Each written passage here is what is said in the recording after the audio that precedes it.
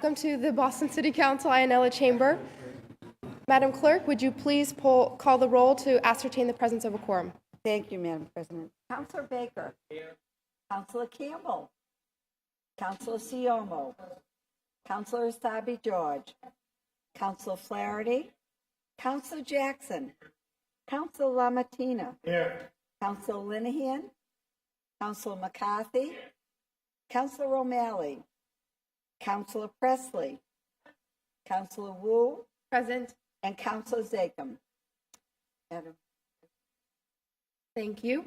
At this time, if all councilors and guests would please rise, and I will ask Councilor LaMattina to introduce our clergy to deliver the invocation for the morning. After the invocation, please remain standing, and Councilor LaMattina will lead us in the Pledge of Allegiance. Thank you, Madam President. Good afternoon, everybody. I have the pleasure and honor today to introduce one of my favorite priests in East Boston. Please don't tell Father Wayne. Father John Nazaro. He's a director of the Salesians Boys and Girls Club in East Boston. Some of you may remember that I invited Father John here a few years ago because he's one of my favorite. He is a native East Bostonian and a graduate of St. Dominic Savio High School. And currently, as you said, he's a director of the Salesians Boys and Girls Club and is doing excellent work there with our youth.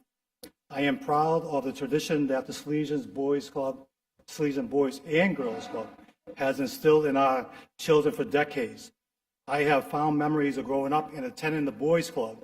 When I went to the Salesian Boys Club, it was just the Boys Club, and the girls could not use the Boys and Girls Club.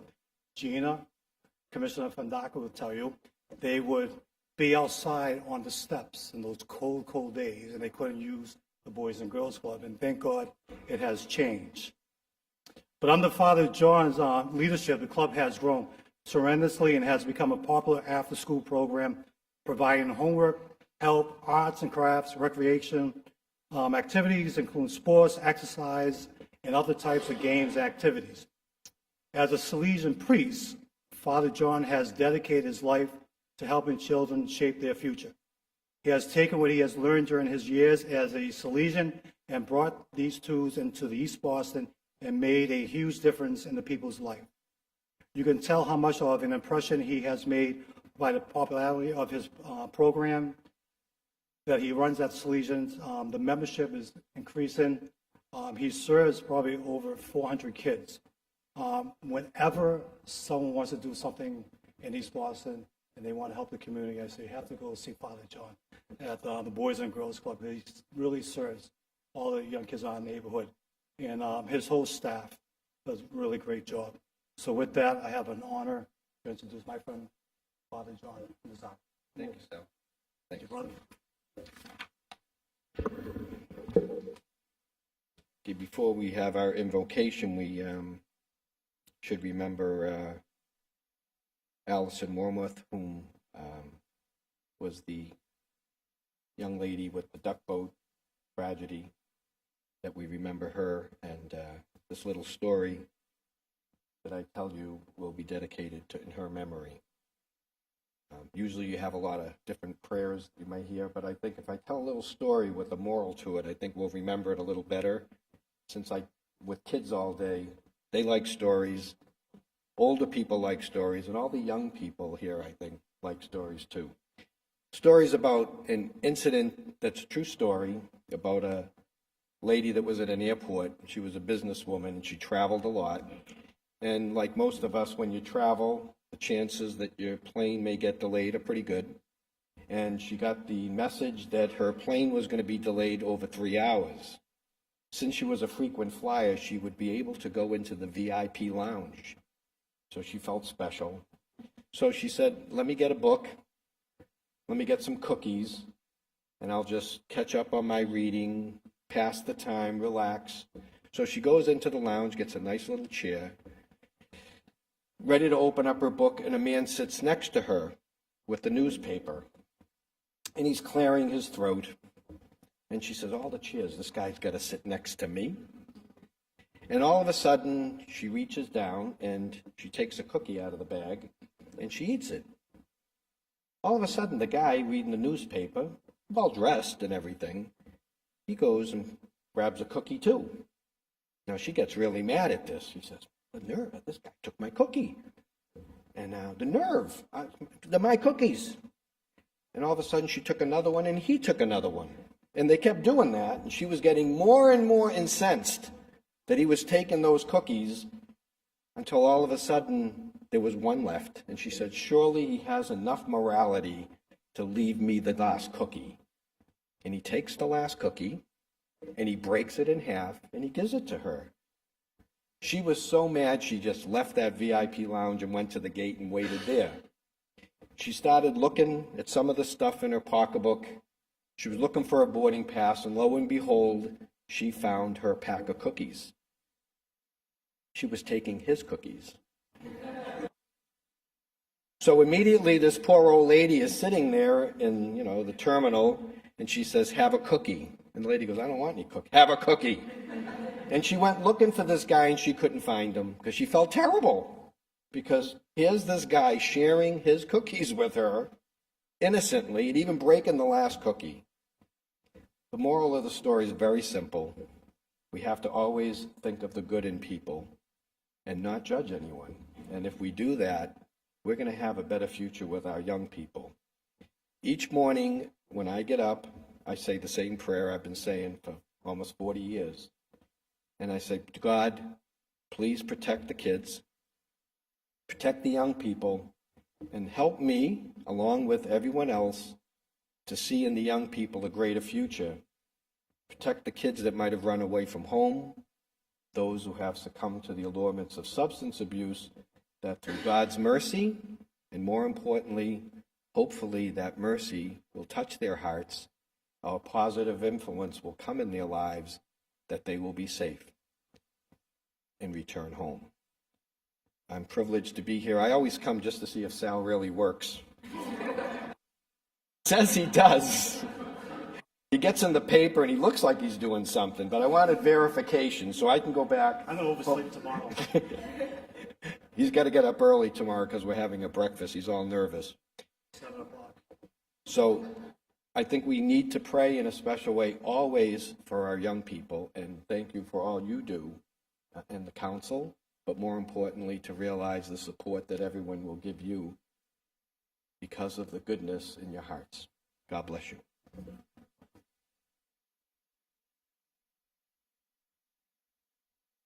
I pledge allegiance to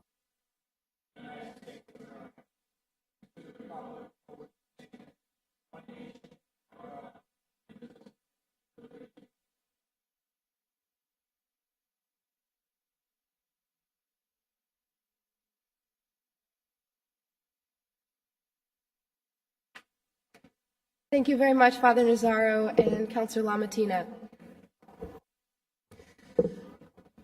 For this morning's presentation, I wanted to invite up the parents of Allison Warmoth who are here with us, Ivan and Martha. And although we are heartbroken along with them that one of Boston's beautiful young people was lost in a very tragic accident on our streets, we are honored to have them with us as they reached out to several of our colleagues to remember their daughter and to talk about how they are channeling their energy and their efforts into advocacy on behalf of her and on behalf of the many, many Bostonians and those beyond who we need to make sure have the safest possible environment in our city. So welcome and thank you for joining us in town from Hawaii for a few weeks, Ivan and Martha Warmoth. Thank you. Thank you for giving me time to express my feelings about the tragic accident where a duck boat ran over and killed my daughter, Allison Warmoth. She was just 28 years old.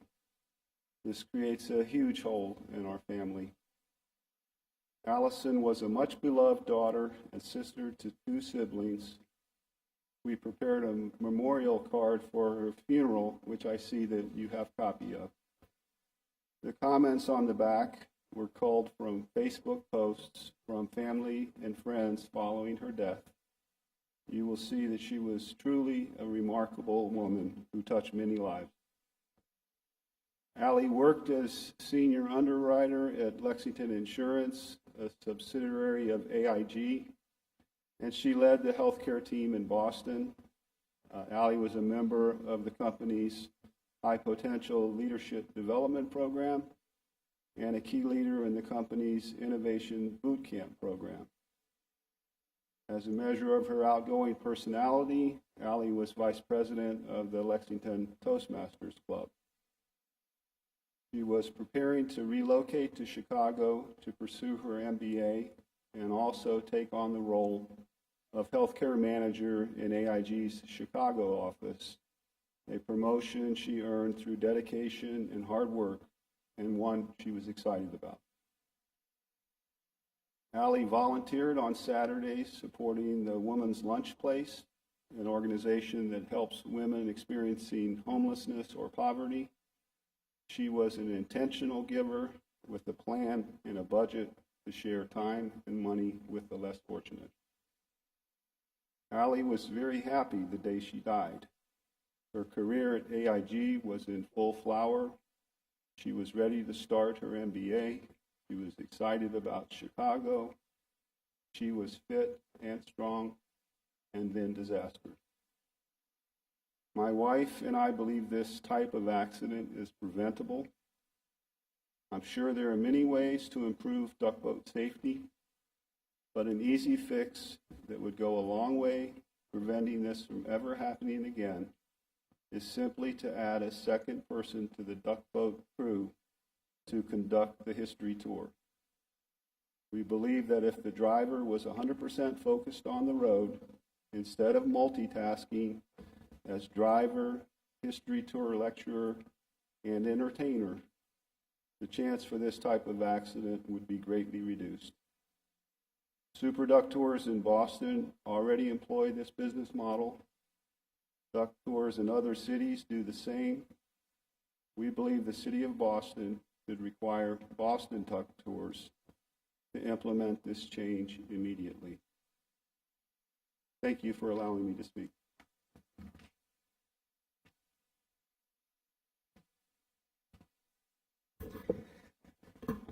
Thank you both for sharing your story and remembering Allison here with us today. And thank you for your advocacy on behalf of many others. So we will take a deep breath and again, reminded this morning of the very vital nature of the work that happens in this building and throughout our city, and keep that in mind with us as we proceed.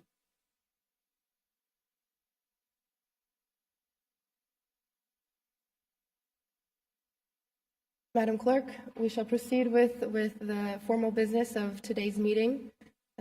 If there are any objections to last week's minutes, please make them known. Seeing and hearing none, the minutes of last week's meeting stand approved. Communications from His Honor the Mayor, Madam Clerk.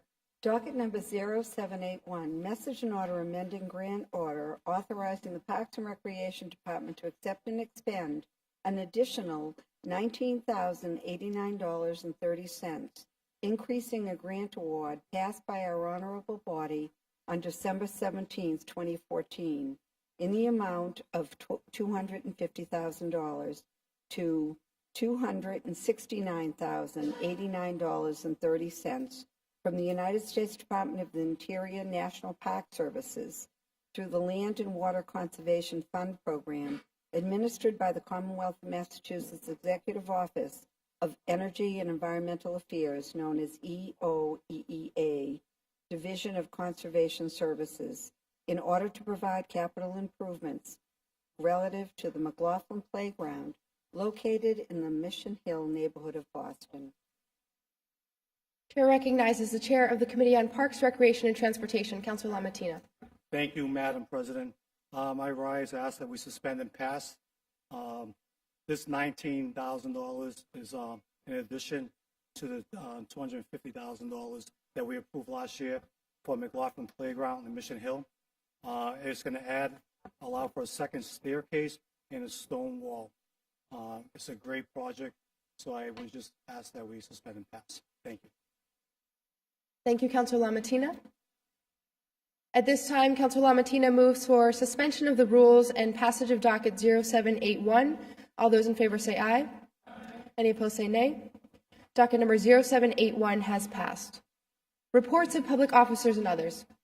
Docket number 0782, communication was received from the city clerk transmitting a communication from the Boston Landmarks Commission for city council action on the designation of the Massachusetts Historical Building, 1154 Boylston Street, Boston, Massachusetts, as a landmark in effect after June 16, 2016, if not acted upon. Docket number 0782 will be assigned to the Committee on Planning and Development. Would you like me to read the next two together? Yes, please, Madam Clerk. Docket number 0783, notice is received from the mayor of his absence in the city from 12:30 p.m. on Sunday, May 22nd, 2016, until 9 p.m. on Tuesday, May 24th, 2016. Docket number 0784, communication was received from Councilor Matt O'Malley that he will not be in attendance at the Boston City Council meeting on Wednesday, May 25th, 2016. As we place docket 0783 and 0784 on file, we wish Councilor O'Malley a very happy honeymoon. Docket number 0785, the constable bonds of the following have been duly approved by the collector treasurer were received. David Boudreau, Dominique Chester, Inez Chester, Chesterfield Coppin, Tamika Dash, Todd Joyce, Anthony M. Lopes, Robert Messina, Marvin Miner, and Suzanne Morrison. As in recent weeks, these are the bonds for the constables who have already been approved by this body and the mayor. So the chair at this time moves for suspension of the rules and passage of docket 0785 under the usual terms and conditions. All those in favor say aye. Any opposed say nay. Docket 0785 has been passed under the usual terms and conditions. Matters recently heard for possible action. Would you like me to read from 0525 to 05? Yes, everything in this section together would be great. Thank you, Madam Clerk. Thank you. Dockets number 0525 through 0532. Orders for the FY17 operating budget, including annual appropriation and tax orders, annual appropriation of the school department, and appropriation for other post-employment benefits known as OPEB. Dockets number 0534 through 0543. Orders for the FY17 capital budget, including loan orders and lease and purchase agreements. And docket number 0548, message and order authorizing the Boston Center for Youth and Families to reestablish, in accordance with General Laws, Chapter 44, Section 53E and a half, a revolving fund to accept from the fund up to a maximum of $750,000 to fund fiscal year 2017 to pay salaries and benefits of employees and to purchase supplies and equipment necessary to operate the City Hall child care. Dockets number 0525 through 0532, 0534 through 0543, and 0548 will remain in the Committee on Ways and Means. Motions, orders, and resolutions. Docket number 0786, Council Siomo offer the following order for hearing regarding a medical marijuana dispensary at 230 Harvard Avenue in Boston. Councilor Siomo, you have the floor. Thank you, Madam President. Since the Baker administration has taken over the state and Department of Public Health in particular, the process to cite a medical marijuana dispensary in municipalities across the Commonwealth has changed. Local municipalities have an active role in the process of citing marijuana dispensaries. A letter of non-opposition or support from the mayor or legislative Boston is now required for an applicant seeking DPH approval to open a dispensary. Mayflower Medicinals is a nonprofit organization looking to cite a dispensary at 230 Harvard Ave in Allston neighborhood, literally at the border of Brookline. The area is presently zoned for medical marijuana use, requiring a conditional use permit. I have put forward an order for this hearing so that the council may issue its position on the matter consistent with the new regulation. Thank you. Thank you, Counselor Siomo. Would anyone else like to speak on this docket? Docket number 0786 will be assigned to the Committee on Planning and Development. Docket number 0787, Councilor Asabi George offered the following resolution in support of Massachusetts State Senate Budget Amendment 779 by Senator Linda Dorsina Forey. Counselor Sabi George, you have the floor. Thank you, Madam President. I rise today to offer a resolution in support of Mass Senate Budget Amendment 779 offered by many of our state senator, Linda Dorsina Forey. Amendment 779 does a lot of great things, but most importantly, it will increase funding for the Massachusetts Rental Voucher Program to $120 million in the Commonwealth's budget. This will make an invaluable difference for so many homeless families. $120 million for MRVP will increase the number of available vouchers and move our families from motels and shelters into stable homes. This amendment will also make MRVP more usable in the city of Boston by increasing the voucher rent cap so families can return to the city. There are more than 3,000 homeless families in Massachusetts today, and more families in the state emergency system, shelter system, come from Boston than any other part of the state.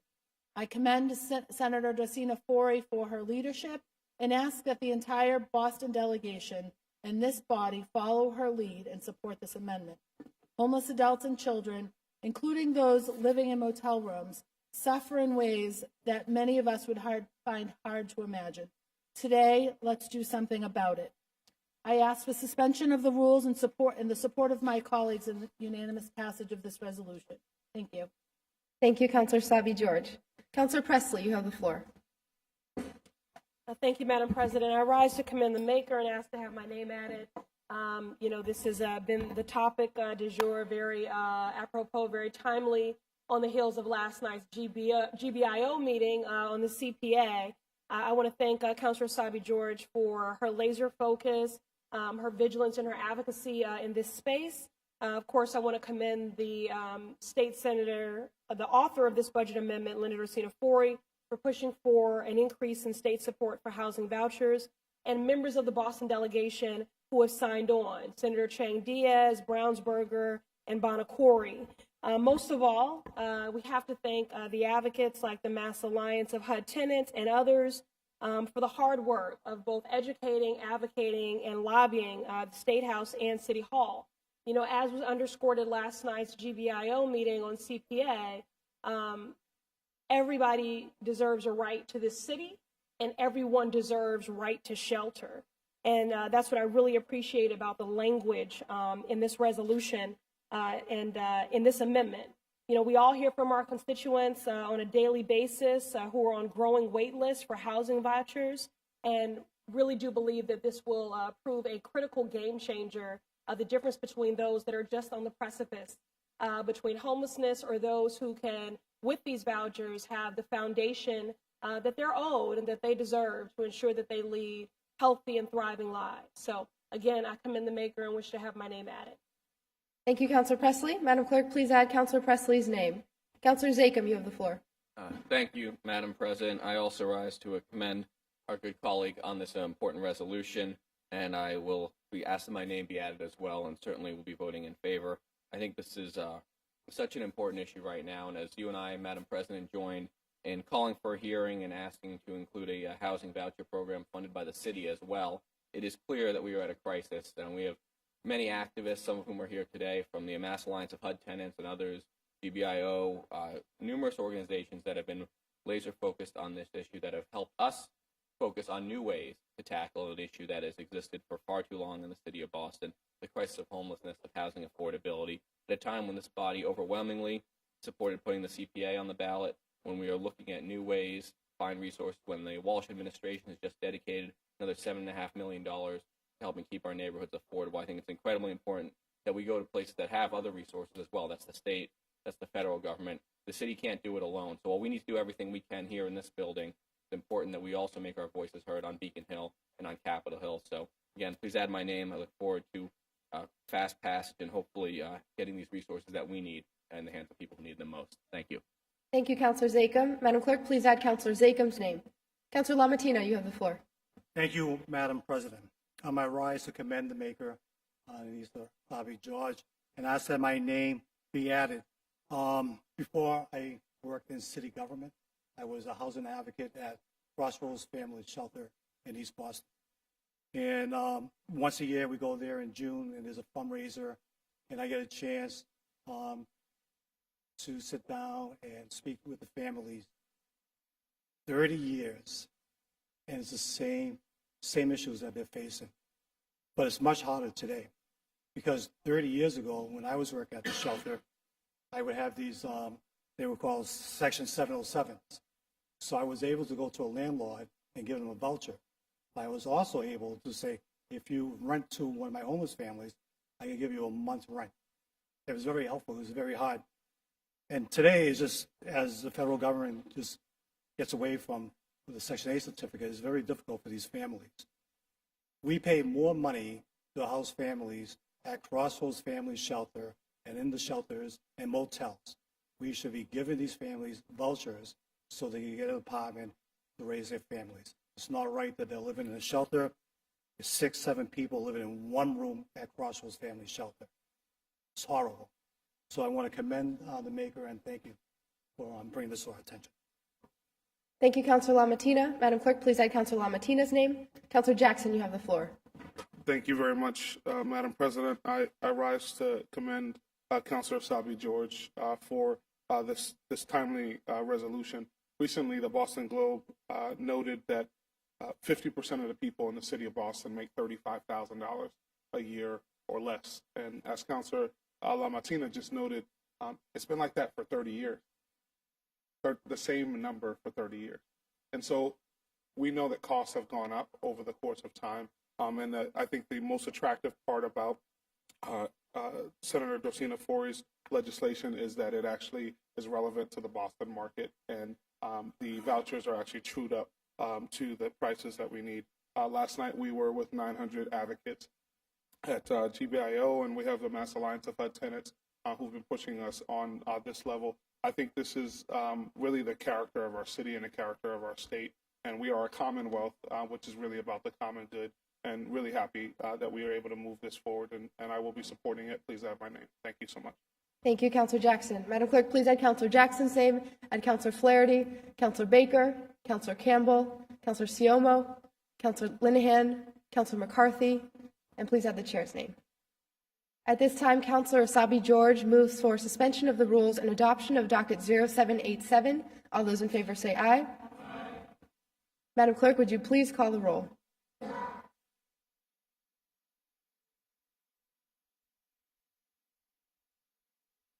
Councillor Baker. Councillor Baker, yes. Councillor Campbell. Councillor Campbell, yes. Councillor Siomo. Councillor Siomo, yes. Councillor Sabi George. Councillor Sabi George, yes.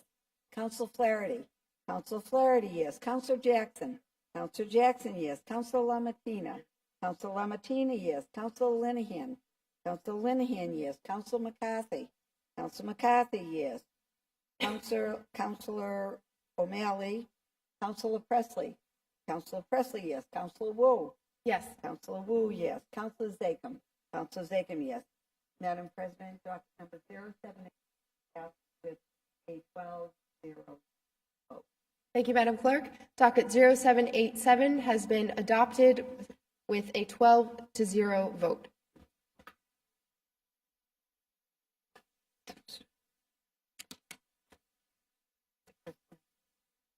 Oh, 0788. Oh, I'm so sorry. Thank you. Docket number 0788. Councillor Sabi George offers the following order for hearing regarding grade configurations in Boston Public Schools. Councillor Sabi George, you have the floor. Thank you all.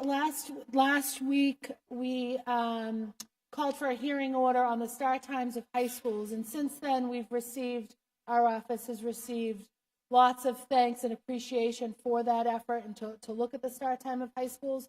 But we've also received the request from a number of folks to add to that conversation in a separate hearing order the grade configurations of all of the schools in the city of Boston, and to also take a look at the start times of all of the grades. The city of Boston and its 125 schools has anywhere from 19 to 33 different grade configurations. Some of them make sense, many of them don't, and I look forward to having a productive conversation to make sure that our grade configurations make sense for kids, for families, for school operations, and that we're not creating or encouraging or continuing barriers for our students and their families, both in enrollment, in student and family transitions from grade to grade and building to building, and to really just have a more complete conversation when we discuss the start times in our high schools, that we're also taking a look at some of those grade configurations and making Boston Public Schools an even more successful school system. Thank you. Thank you, Councillor Sabi George. Madam Clerk, would you please add Councillor Jackson's name, add Councillor LaMattina, Councillor Presley, Councillor Flaherty, Councillor Siomo, Councillor Campbell. Docket number 0788 will be assigned to the Committee on Education. Personnel orders, Madam Clerk.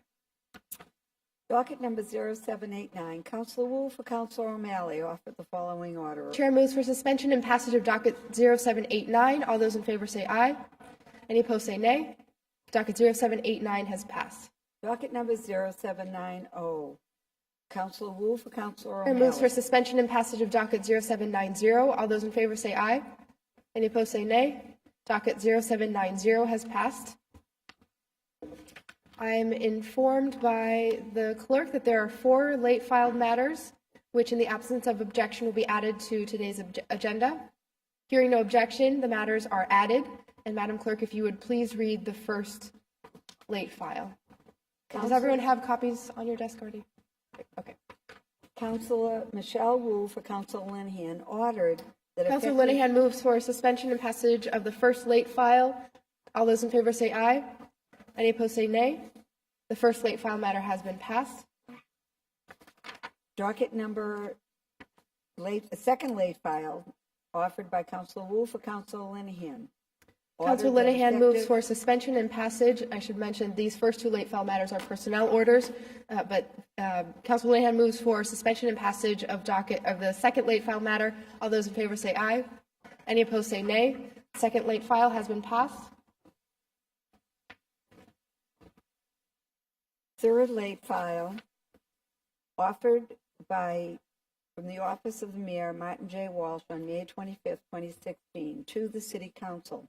Dear Councilors, I transmit herewith for your approval in order to approve the issuance of tax-exempt revenue bonds in the aggregate principal not to exceed $25 million. The Boston Industrial Development Financing Authority, known as BIDFA, acting pursuant to the provisions of Chapter 40D of the Massachusetts General Laws, adopted a favorable resolution with respect to the financing of the project, including financing certain bonds reserved to Melnea Leverage Lenders, LLC, and Melnea Hotel, LLC, the borrower, which term includes, for purposes of this notice, any parent, subsidiaries, or other affiliates thereof, to pay costs of the construction of approximate 95,000 square foot, 135 room, 6-story Marriott Residence Inn Hotel, known as The Project, including food services and meeting space, which projects will be owned by the borrowers and its affiliates and operated by Paulwin Management, Inc., with a franchise agreement with Marriott International. The project will be located at approximately 0.76 acre site at 2001 Washington Street, Boston, Massachusetts, at the corner of Washington Street and Melnea Cass Boulevard near Dudley Square.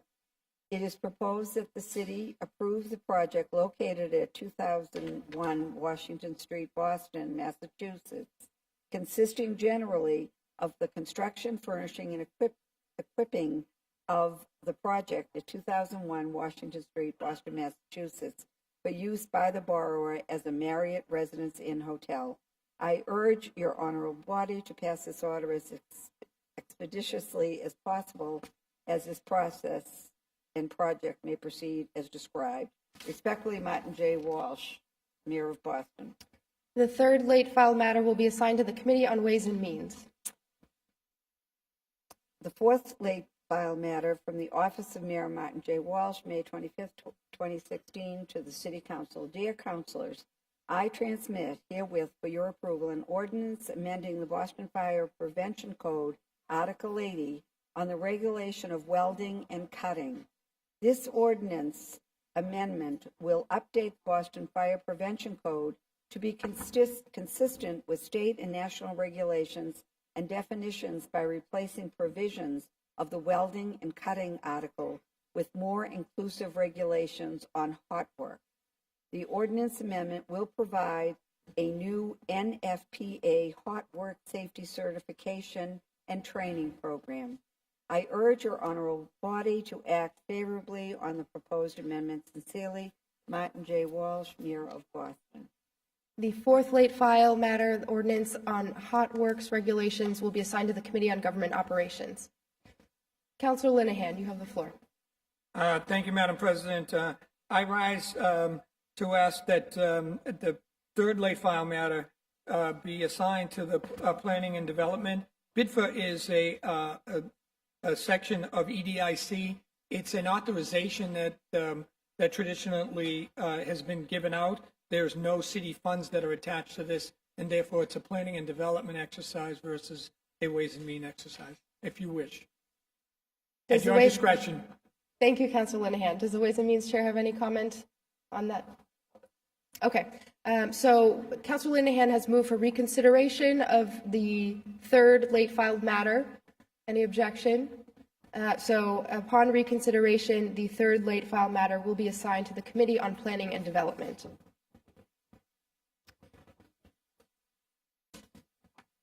There are no late filed matters for the consent agenda. So the chair moves adoption of the consent agenda. All those in favor say aye. Any opposed say nay. Consent agenda is adopted. And finally, would anyone like to pull an item from the green sheets? No takers. Before we rise, I do just want to observe that maybe there's something in the water, but we need to offer our big congratulations to Councillor Campbell and her new husband, Matt Shire, married this past weekend. We are very excited.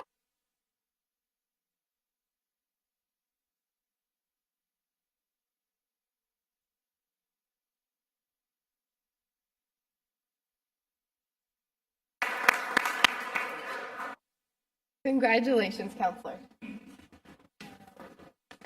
Okay, at this point, if councillors could please rise and all guests could join us in rising as we prepare to adjourn in memory of the following individuals. For Councillor Baker and Councillor McCarthy, David O'Leary. For Councillor Campbell, Barbara Harrington. For Councillor Siomo, William Fowler and Ralph DeAngelis. For Councillor McCarthy, Maureen Venerin, apologies. And for all councillors, Elizabeth Betty Baker, Governor Charlie Baker's mother, and Allison Warmoth.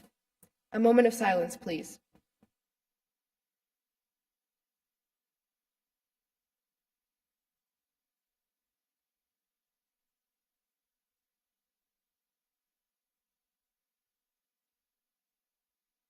Thank you.